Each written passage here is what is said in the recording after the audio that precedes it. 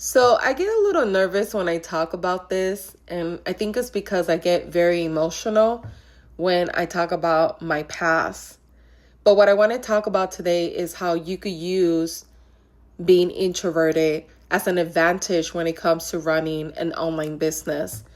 And to give you a little bit more context of what I mean is that when I was 3 years old, I was adopted by my grandparents.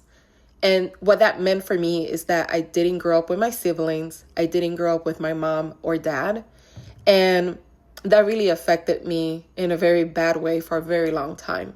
On top of that, I grew up in a home that was very dysfunctional.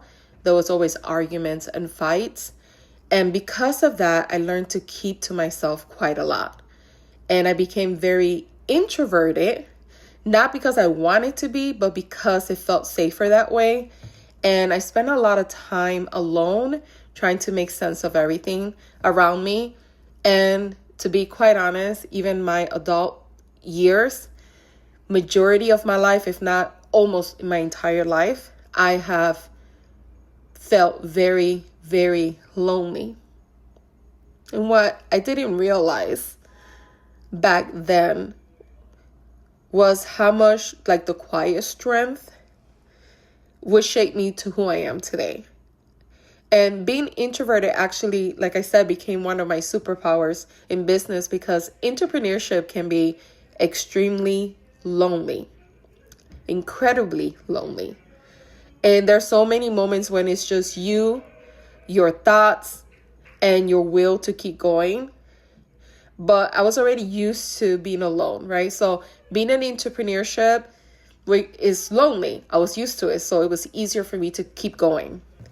I was already used to being my own motivator. I've never had anyone cheer me on. I've never had my main family, like my mom, my dad, people like that to root me and say, you could do anything you could do, Nancy. You could do anything you put your mind on. I've never had that.